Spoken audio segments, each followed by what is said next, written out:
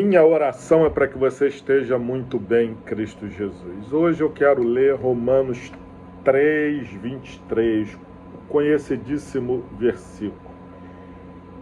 Pois todos pecaram e carecem da glória de Deus. A gente tem pensado na libertação que a cruz de Cristo proporciona, e uma delas é a libertação do pecado. E esse texto aqui, muito conhecido, decorado, acho que pela maioria dos crentes que tem algum tempo de igreja, ele vai nos mostrar uma verdade espiritual muito importante. O quanto o pecado cai mal na nossa vida. Olha, existe até alguns teólogos que dizem que o fim da vida, que não seria a morte, né? Seria o fim dessa vida biológica e nós iríamos passar por uma outra realidade. Alguns até dizem, né, que a ideia da morte, o fim da vida, se não fosse o pecado, não seria traumático. Ou seja, alguns até dizem que o fim da vida, da nossa vida biológica, seria algo que existiria mesmo antes do pecado. Mas isso é só especulação teológica. Mas o que eu quero dizer é, já o pecado não há nenhum autor, nenhum grande autor, não há nenhuma base bíblica e nenhuma doutrina sustentada em nenhum tempo da igreja que vai dizer que não, a gente foi criado para conviver com o pecado. O pecado é uma baita anomalia, é um câncer que se instalou na nossa vida, e esse versículo vai mostrar que por isso a glória de Deus, aquilo que havia de mais digno na nossa vida, foi retirado. A história lá do jardim mostra isso, né? Tá certo que a história do jardim nos deixa assim um pouco perplexo, porque vai dizer que o fruto era chamativo, né? Era algo vistoso e desejável para ser comido.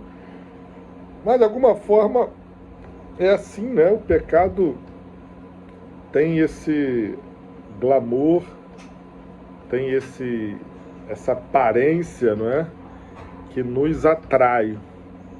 É algo realmente muito complicado da gente entender. O fato é que depois de consumado o pecado, lá em Gênesis 3, na história do jardim, a gente observa que tudo desanda na vida do primeiro casal, do casal primevo, da sua família, das famílias que vêm depois, e cá estamos nós numa situação difícil ainda por causa do pecado. Eu coloquei lá no estudo da nossa célula, das células, não é só a gente olhar que a gente vai perceber como o pecado ele está presente, né? O egoísmo, a violência, a ganância, o ódio, as guerras.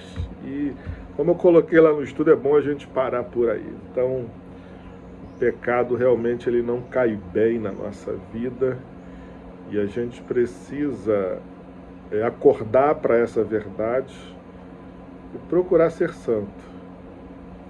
O Senhor nos deu tanta coisa, não é? A palavra, o Espírito Santo, a comunidade de fé, o serviço, a adoração, para que a gente possa, a partir da transformação que Ele realizou lá na cruz, e quando a gente aceitou a Cristo, a gente recebeu isso, a nova criaturidade.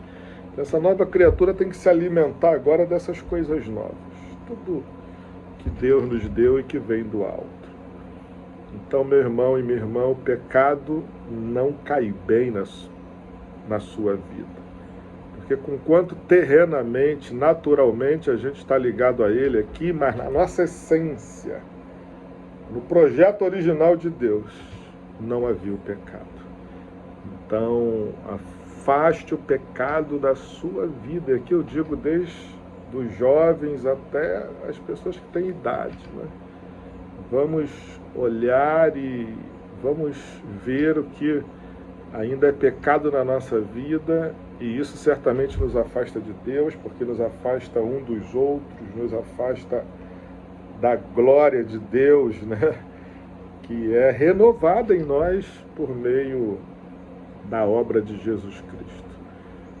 Mas o pecado, ele deixou a gente destituído da glória de Deus. Então o pecado, ele não cai bem na sua vida. Por isso ele não pode ter espaço. A prática do pecado não pode ter espaço na minha vida e na sua vida. É com essa palavra que eu profetizo um dia abençoado sobre você e toda a sua casa, em nome de Jesus. Amém.